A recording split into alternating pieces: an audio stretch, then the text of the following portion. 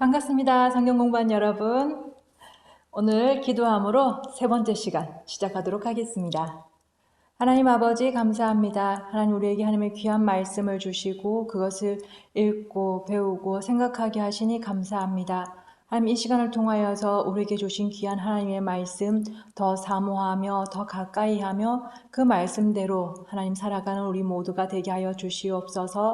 가르치는 자와 듣는 자에게 성령의 지혜를 주셔서 잘 가르치고 잘 이해할 수 있도록 주님 도와주시옵소서. 예수님의 이름으로 기도합니다. 아멘. 네, 지금까지 저희가 1강과 2강에서는 성경이란 무엇에 비유할 수 있는가, 또 성경을 어떻게 사용할 수 있는가 우리가 함께 살펴봤습니다. 성경은 무엇보다 귀하다고요? 네, 금보다 귀하고 또 무엇보다 달콤하다? 네, 꿀보다 송이꿀보다 더 달콤한 말씀, 그리고 우리에게 족과 같이 정말 소중하고 중요한 하나님의 말씀이라는 것을 우리가 배웠습니다. 또 이 하나님의 말씀은 우리가 우리의 인생길을 비추어주는 등불로 우리가 또 활용할 수가 있고, 또 이 하나님의 말씀은 우리에게 다가오는 마귀의 유혹을 물리치는 성령의 검과 같다. 그렇게 우리가 또 배웠습니다.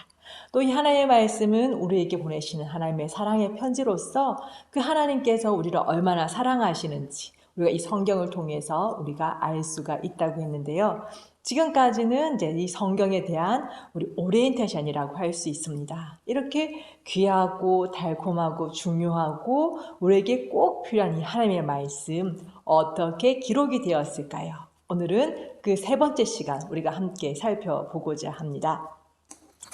자, 우리 모두 집에 성경책 가지고 계시죠? 네, 이렇게 첫 번째 성경, 한 권으로 된 성경을 누구나 다 가지고 계실 것입니다. 그렇지만 이 하나님의 말씀 어떻게 기록되었는가 먼저 살펴볼 것은 우리 교재 베드로 후서 1장 21절 말씀 우리 함께 읽어보도록 하겠습니다. 예언은 언제든지 사람의 뜻으로 낸 것이 아니요 오직 성령의 감동하심을 입은 사람들이 하나님께 받아 말한 것임이니라. 네, 이 성경의 진정한 저자는 어떤 사람이 아니라 바로 하나님이시다 라고 분명하게 성경은 이야기를 하고 있습니다. 우리가 성경을 어떤 글을 쓸 때 그 글을 누가 이제 대신해서 적어준다고 해서 대신 쓴 사람이 진정한 저자는 아니죠. 그 쓸 말을 불러준 사람이 진정한 저자입니다.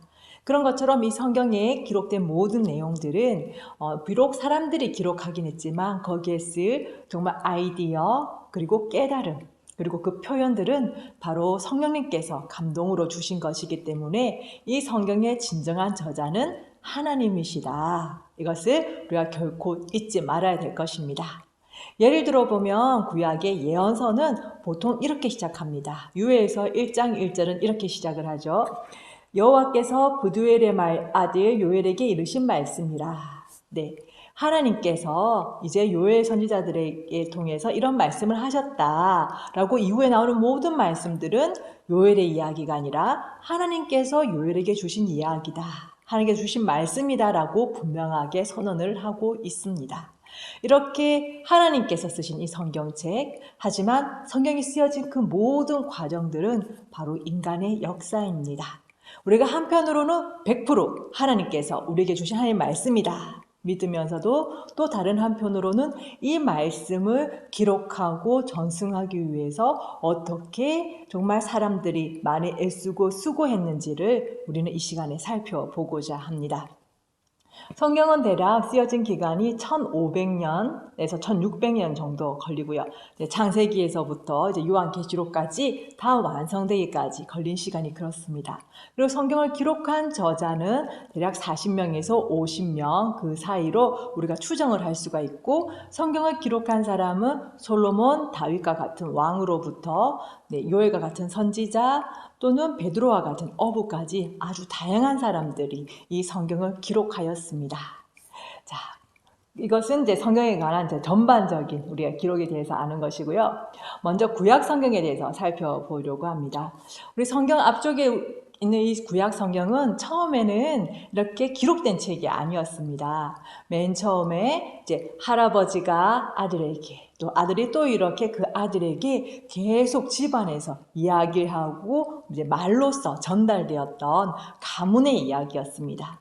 맨 처음에 하나님께서 아브라함을 선택해 부르시고, 그리고 아브라함은 이제 자기가 겪었던 하나님의 그 모든 말씀들을 또 이삭에게 전해주고, 이삭은 또 이제 아브라함에게 들었던 그 하나님의 말씀에다가 자기가 경험한 그 하나님의 이야기를 또 덧붙여서 또 야곱에게 전해주고, 또 이렇게 점점점 전해지면서 구약의 이야기들은 점점 늘어났습니다. 그렇게 해서 이제 모세에게 이루어주고, 모세를 통해서 하나님께서 율법을 주시고, 그리고 나서 이제 이스라엘 나라가 세워지고 또 이제 망하고 바벨론의 포로로 되어 갔을 때까지 그 모든 역사의 기간까지 성경의 구약 성경 이야기는 조금씩 늘어나고 있었던 것입니다. 그래서 이 이스라엘 성경 이야기들이 처음에는 말로써 계속 전해지다가 그 이후에는 이제 성경이 기록되기 시작을 했는데요. 이 성경이 이제 나중에 기록되고 나서는 우리가 처음 기록한 것 그 원본을 지금은 찾을 수가 없습니다. 벌써 수천 년 전에 있었던 그 원본을 찾을 수가 없고, 우리는 이 성경을 쓰고 또 뺏겨 쓰고 한 이 사본들만 우리가 가지고 있고요. 그 사본들을 통해서 원래의 성경이 어떠한 말씀이다라는 것을 우리가 확인할 수가 있습니다. 물론 이 성경의 말씀, 하나님의 말씀이기 때문에 한자 한자 정말 정성껏 필사를 했었고, 그리고 오탄하지 않으려고 정말 무던히도 애를 썼지만, 그렇지만 인간이 하는 일이기에 그 사본에서는 인간의 실수가 없을 수는 없었지요. 지금 이 구약의 성경이 이제 남아있는 사본 중에 가장 오래된 사본이 셉투아진타라고 하는데요. 이게 그리스어로 70이라고 하는 70이란 숫자입니다. 이 셉투아진타는 이제 기원전 300년쯤 전에 기록된 것으로 우리가 추측을 하는데요. 이 셉투아진타에 대한 이제 약간의 전설이 있습니다. 그 당시 이집트의 파라오였던 이제 프텔로마이오스 2세가 이제 그 당시에 이제 알렉산드리아에 세계에서 제일 가는 도서관이 있었습니다. 이 도서관에 그럼 유대인의 경전인 이 성경을 히브리어로 처음에 쓰여져 있는데, 그러면은 우리 그 당시의 사람들이 읽을 수 있는 헬라어로 번역하도록 시켰습니다. 그때 이스라엘은 몇 개의 지파가 있죠? 네, 12개의 지파가 있는데요. 각 지파에서 6명씩 선택을 해서 이제 각자 방에 들어가서 성경을 번역을 시켰는데, 나중에 번역을 이렇게 살펴보니까 각 번역한 사람들이 다 똑같은 단어로 이제 번역을 했었더라. 그래서 72명이 번역했는데 이제 이자는 빼고 이제 70민역이라는 이런 제목을 가지고 있습니다. 이런 전설이 있다는 것이죠. 어쨌거나 이제 셉투아진타는 구약 사본 중에 가장 오래된 사본이고, 그것은 이제 헬라어로 기록된 사본이었습니다. 그런데 이 셉투아진타는 가만히 보면 우리는 구약을 몇 권으로 알고 있습니까?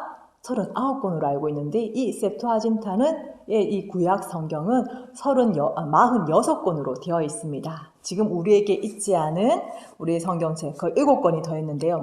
토빌서, 유디서, 집회서, 지혜서, 바룩서, 마카베오, 상하서가 있는데, 네, 이 성경책은 우리가 이제 공동 번역된 그런 번역본을 찾아보시면 이것은 이제 이것을 찾아볼 수가 있습니다. 그런데 왜 우리는 39권일까요? 가장 오래된 구약의 사본, 헬라어 사본은 46권의 구약 성경을 기록하고 있는데, 왜 우리 개신교 성경에는 구약 성경이 39권만 있는 것일까? 그 이유는 이제 히브리어 성경, 네, 이 성경을 이제 더 원본이다 고집하고, 그다음에 유대인들끼리 모여서 이제 회의를 열었습니다. 그거는 기원 후 이제 서기 90년에 얌야라는 곳에서 모여서 유대인 지도자들이 함께 모여서 이 유대교의 경전으로서는 이 경전은 39권이다라고 이렇게 결정을 하게 됩니다. 그래서 이것은 이제 이 39권은 유대교와 그리고 우리 개신교가 함께 구약 성경으로 인정하는 것입니다. 그래서 39건이고요. 이 히브리어 성경 사본 중 가장 오래된 사본은 그 이전까지는 이제 1008년쯤에 이렇게 쓰여진 레닌그라드 사본이라는 것이 있습니다. 그런데 혹시 들어보셨습니까? 사해 사본이라는 거. 네, 사해, 이스라엘에 있는 그 사해 바다 근처에 이제 동굴이 있는데 그 동굴에 어떤 이제 목동이 보고 이제 사본이 있는 것을 발견하게 됩니다. 그때가 1947년이었고요. 그때 그 사해 사본이 너무나 잘 보존되어 있는 가장 오래된 히브리어로 기록된 구약 성서라는 것이 밝혀지게 됩니다. 그 대략 기원전 250년까지 추정할 수가 있는데요. 이 사해사본도 그러나 셉투아진타보다는 나중에 기록된 것으로 밝혀졌습니다. 아무튼 이 히브리어 사본으로 된 이 사해사본 한번 이렇게 살펴보시면 아시겠지만 아무리 보존 상태가 좋아도 벌써 수천 년에 벌써 최소 2000년 이상의 그 기간 동안 지나왔기 때문에 이 양피지로 기록된 이 사본들은 아무리 잘 모아도 빠진 부분들이 있습니다. 네, 이렇게 보시는 것처럼 도대체 이 빠진 부분에 무슨 글자가 있었을까? 원래 어떤 단어가 있었을까? 이것을 추측하기 위해서 많은 다른 사본들을 서로 비교를 하고 그 히브리어 사본만이 아니라 그리고 이제 번역했었던 이제 시리아 사본, 아람어 사본, 그리고 콥트어 사본 이런 그리고 당연히 이제 헬라어 사본 이렇게 서로 다 비교해 가면서 원래 단어가 무엇이었을까를 이제 복원하는 원문을 복원하는 작업을 학자들이 아주 오랫동안 계속 진행해 왔습니다. 이것이 바로 이제 사실 구약 학자들의 과제이기도 하죠. 하나님께서 처음 주셨던 그 말씀이 어떤 단어였을까? 그것을 찾아내는 것이 바로 과제이긴 한데요. 이 모든 것을 다 이렇게 만든 그 결과물이 있습니다. 여기서 보면은 보통 이런 이제 히브리어, 이거는 이제 이렇게 보여주시면 히브리어로 된 이 히브리어 성경인데요. 여기에서 보면은 이 책을 이제 처음 이런 연구를 가장 활발하게 했었던 데가 바로 독일입니다. 네, 그 많은 단어들 하나하나 비교하면서 어느 게 더 진짜 원래 쓰여져 있었던 단어였을까 이런 것들을 다 단어 하나하나마다 다 조사를 해서 밑에다가 다 표시를 해 놓았습니다. 정말 대단하죠. 근데 히브리어를 이렇게 보시면 히브리어는 맨 처음에 자음만이 있었습니다. 우리 요즘에도 이제 자음으로 문자 보내기 하는데 혹시 이렇게 이런 자음으로만 이렇게 대화를 해보신 적이 있으십니까? 네, 제가 보여주는 이 단어 무슨 단어 같으십니까? 네. 저 대한민국이라고 이렇게 적었습니다. 이 대한민국으로서 이렇게 적었는데 처음에 우리가 서로 이렇게 잘 아는 상황이라면은 이 단어를 이렇게 맞출 수도 있지만 이것이 오래 지나고 나면은 이 자음이 무슨 단어일까 여러 가지로 추측할 수가 있는 것이죠. 그런 것처럼 히브리어도 맨 처음에는 이게 자음만 있었고요. 그래서 그 당시에 사람들이 쓸 때는 아무 문제가 없었습니다. 근데 그때 사용한 때가 언제냐? 무려 고대 이스라엘 시대. 최소한 2500년, 2600년 이전에 사용되던 그 히브리어는 이제 나중에 사어가 되고 맙니다. 이스라엘이 멸망하고 그리고 민족들이 다 뿔뿔이 흩어지고 그리고 그 지역에 유대 지역에 살고 있던 사람들은 그 다른 사람들과 함께 이야기하면서 주로 이제 아람어를 모국어로 쓰게 됐고요. 아람어는 히브리어와 비슷하지만은 히브리어는 좀 다른 언어입니다. 이렇게 돼서 히브리어는 사어가 되고 맙니다. 그래서 사실은 이제 사어가 됐다. 사용하는 사람이 없다. 그래서 이것을 읽을 수 있는 사람이 없는 것입니다. 여러분, 어떻게 이제 그럴 수가 있을까 싶지만, 우리 훈민저금 처음 혹시 보신 적 있으십니까? 제가 준비를 해봤는데요. 이거 읽고 이해할 수 있는 한국인들 많이 없습니다. 네, 저도 읽어봐도 이게 무슨 말씀일까? 이게 무슨 뜻일까? 이게 최초의 고작 1446년에 이렇게 기록된 훈민저금 600년이 되지 않았는데 지금 우리가 이 땅에서 계속 살고 있었음에도 불구하고 600년 전의 한국어 우리 이해하지 못합니다. 그런데 하물며 2000년 전, 2500년 전의 히브리어 이해한다는 게 당연히 자연스럽지 않죠. 그래서 거기에다가 이제 마수라 학파라는 곳에서 이제 여기에 있는 이 자음마다 모음을 붙이기 시작합니다. 그래서 점으로 땡땡땡, 뭐 플러스 마이너스 비슷한 이런 기호들을 붙여서 이제는 히브리어를 읽을 수 있도록 이렇게 모든 성경들에다가 모음을 붙여 놓았습니다. 이 히브리어 어떻게 생겼는지 궁금하시죠? 우리 교재를 한번 살펴볼까요? 우리 교재에 32쪽 13번에 나오면요. 여기 보면 히브리어 한 줄이 나와 있어요. 여기서 보면 제가 읽어드리겠습니다. 베레시트 바라 엘로힘 에트 하샤마임 베에트 하아레츠.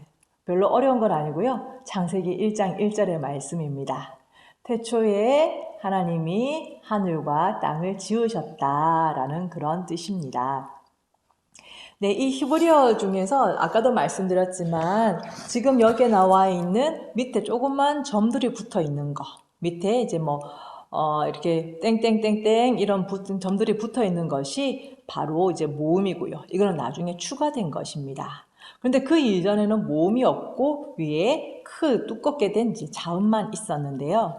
이 자음 중에서도 우리 히브리어 중에 우리가 하나님을 나타내는 단어가 있습니다. 그 단어 혹시 보셨습니까? 네, 여기 신성문자라고 부르는데 하나님께서 모세를 통해 주신 이름입니다. 이 이름을 우리가 어떻게 부를 수 있을까요? 네, 많은 그 유대인, 이스라엘 민족들은 어떻게 감히 하나님의 이름을 입에 올릴 수 있을까 하면서 쓰기는 썼지만 입으로 부르진 않았습니다. 이 글을 읽을 때만 이 단어가 나오면 대신에 아도나이, 주님이라는 용어로 이렇게 불렀고요. 감히 이 이름은 우리가 정말 어떻게 손으로 쓸 수 있을까? 이 단어만 나오면은 정말 기도하고 목욕 재개를 하고 그리고 나서 정성껏 이렇게 이 문자들을 필사를 했다고 합니다. 그러다 보니까 너무나 귀중해서 부르지 않다 보니까 원래 어떻게 불렀는지 이제는 아무도 알 수가 없는 거예요. 그래서 여기에 어떻게 이 단어에 모음을 붙일까 이렇게 하다가 처음에 모음을 붙인 사람이 이제 이것을 여호와라고 읽기 시작합니다. 그리고 그 이름들이 모든 전 세계에 이렇게 퍼지게 되었죠. 그래서 우리 성경에도 하나님의 이름이 여호와로 기록되어 있습니다. 그런데 나중에 이제 마소라 학파의 이 모음 체계가 정리가 되고 거기에 문법에 맞춰서 읽어보니까 여호와라는 발음이 틀렸다는 거죠. 이것을 이제 문법에 더 정확하게 읽으면은 이 단어는 야훼라고 읽어야 합니다. 그래서 여호와라는 이름이 틀린 이름이고 야훼 이름이 바른 하나님의 이름이다라고 해서 이 야훼라고 쓰자라고 이렇게 주장하는 사람도 이렇게 많이 있습니다. 물론 이제 학회에서나 이런 데서는 이제 여호와라 읽지 않고 이제 야훼 하나님이라고 이렇게 읽는데요. 근데 한편으로는 이제 이 여호와라는 이름이 이제 세계 곳곳에 너무나 많이 이제 이미 퍼져 있기 때문에 모든 사람들이 여호와라고 알고 있다라는 것과 그리고 이제 우리가 이 하나님의 이름을 이것을 좀 더 문법적으로 정확하게 읽으면은 야훼가 맞지만 또 사실 인간으로서 어떻게 우리 하나님의 이름을 정확하게 알고 또 정확하게 부를 수가 있겠습니까? 우리 인간의 지식의 제한성을 생각한다면은 그 하나님의 이름을 좀 더 정확하게 부르자는 의미에서 이렇게 야훼라고 부를 수도 있지만 또 다른 한편으로는 우리의 이제 부족함, 지식의 연약함들을 인정하는 의미에서 또 우리가 또 이제 우리 모든 교회에서나 이제 일반에서는 여호와로 알고 있기 때문에 또 이제 여호와 하나님이라고 불러도 바로 이스라엘의 하나님, 예수 그리스도의 아버지신 하나님을 가리키는 것은 분명하기 때문에 이 비록 문법적으로는 조금 더 불정확하다 할지라도 이 여호와라는 이름을 우리는 성경에서 계속 기록하고 있습니다.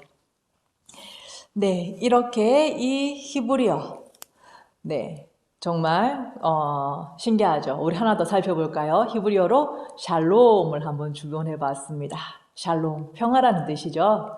네, 히브리어 샬롬, 우리 이 단어 한번 다음번에 갔을 때는 야, 나 히브리어로 샬롬 이렇게 읽을 수 있어. 이거 샬롬이랑 히브리어야. 네, 한번 자랑해 보셔도 좋을 것 같습니다. 그 신약 성경도 별로 다르지 않은 과정입니다. 구약 성경에 비하면은 이제 조금 더 이제 최근의 언어긴 하지만 그래도 최소한 2000년 이상 된 2000년이 된 이 헬라어 사본들만 우리에게 남아 있습니다. 마찬가지로 이 헬라어도 이 사본들도 원래 어떤 단어였을까? 우리에게 주어진 사본들은 이렇게 완전한 것이 아니고 여러 사본들을 이렇게 비교해 보아서 이 빈틈에 어떤 글자가 있었을까? 좀 더 정확한 글자를 찾기 위해서 지금도 여러 학자들이 애쓰고 수고를 하고 있습니다. 그렇게 해서 만들어진 이 신약 성경 또 이렇게 만들어 나오고 있는데요. 네, 이 신약 원어 성경입니다. 이 신약 성경, 네, 처음에 살펴보시면 이거는 이제 그리스어 우리 별로 생소하지 않으실 것입니다. 요즘에 이제 코로나 바이러스 변이 델타 바이러스 베타 바이러스 이렇게 나오는데 알파 베타 감마 델타 이거 그리스어죠. 그리스 알파벳인데요. 그래서 그리스어는 어떻게 생겼는가? 조금 더 쉽습니다. 우리 한번 살펴볼까요? 네, 33쪽에 보면은요. 여기 약간 한 단어가 덜 나와 있는데 en arche en hologos kai hologos en pros tom theon kai theos en hologos. 어려운 건 아니고 요한복음 1장 1절의 말씀입니다. 태초에 말씀이 있었다. 그리고 그 말씀은 하나님과 함께 하셨고 그 하나님은 곧 말씀이시다 라고 하는 요한복음의 1장 1절의 말씀입니다. 네, 이렇게 성경은 이제 아주 오랜 기간 많은 사람들이 이제 기록하고 보존하기 위한 많은 노력들이 있었고요. 그리고 그것들 다시 복원하기 위한 이제 학자들의 노력들이 지금도 많이 있습니다. 그래서 이 하나님의 말씀들, 네, 여기 질문해 보면 30페이지에 이 책을 쓰려고 이들은 교육을 받았습니까? 네, 성경을 이렇게 처음 말씀을 전했던 사람은 다양한 사람들입니다. 이제 왕도 있었고, 많이 배운 서기관, 사람들도 있었고, 그렇지 못한 사람들도 있었는데, 이 사람들이 교육을 받았습니까? 라고 이렇게 묻는다면, 이 대답이 굉장히 애매합니다. 왜냐하면, 물론 베드로와 같은 사람, 예, 우리가 학교에서 배우는 것 같은 그런 이제 제도의 과정의 교육을 많이 받지는 않았지만 그렇지만 베드로는 예수님과 직접 함께하면서 실전적으로 교육을 받았죠. 예수님으로부터 최고의 과외 수업을 받았고요. 그리고 신앙에 있어서 기도에 있어서 그리고 삶의 실천에 있어서 그 누구보다 가장 최고 난이도의 훈련을 받았던 사람입니다. 그런데 이런 베드로가 교육을 받지 않았다. 비록 이제 그리스어를 쓰고 읽는 그런 이제 장문하는 그런 교육은 받지 않았을지 몰라도 하나님으로부터 교육받지 않았다라고는 말할 수가 없습니다. 성경을 기록한 그 모든 사람들, 성경의 말씀을 전했던 그 모든 사람들은 그냥 아무나 받은 것이 아니라 신앙에 있어서든 또는 이제 여러 가지 학문에 있어서든 또한 많은 부분에서 정말 특별한 교육을 받은 사람들임에 분명합니다. 그리고 지금도 이 성경의 말씀 복원하기 위해 애쓰고 있는 많은 학자들이 그냥 되는 것은 아니죠. 한 단어를 어떻게 하면 하나님의 말씀을 좀 더 정확하게 이 말 단어가 그냥 비슷한 뜻이니까 그냥 넘어가자가 아니라 원래 원뜻이 어떻고 어떤 말씀이었는가 조금이라도 더 정확한 하나님의 말씀을 알기 위해 일생을 걸고 있는 그런 학자들의 노력이 결코 그냥 교육받지 않아도 그냥 하나님의 말씀 은혜로 다 된다라고 그렇게 넘어갈 수는 없는 것 같습니다. 그럼에도 불구하고 이 성경은 네, 분명히 저자가 하나님이시라는 것, 우리가 그것은 잊지 말아야 되겠습니다. 이 성경이 지금 우리 손에 오기까지 정말 수많은 사람들의 수고와 헌신, 정말 점 하나가 정확하냐 그렇지 않느냐를 위해서 정말 수십 년 동안 애쓰고 수고한 학자들의 그 모든 노력과 번역하는 모든 그 수고를 넘어서 우리가 이 성경책을 지금 한 권으로 이렇게 읽을 수가 있습니다. 이 성경책, 이제는 그냥 우리가 한글로 읽기만 하면 되는데요. 정말 얼마나 쉽습니까? 수천 년의 세월을 지나서 그리고 이제 여러 가지 언어의 그 한계를 넘어서 우리가 이해할 수 있는 언어로 이렇게 한국어로 주어진 이 성경책을 우리가 더 사랑하고 읽을 수 있었으면 좋겠습니다.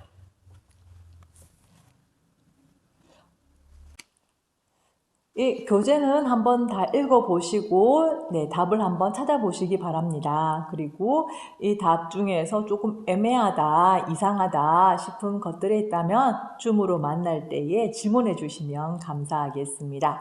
오늘 다 하지 못했던 신약 부분은 다음 시간에 이어서 함께 살펴보도록 하겠습니다. 그리고 다음 주의 과제는요.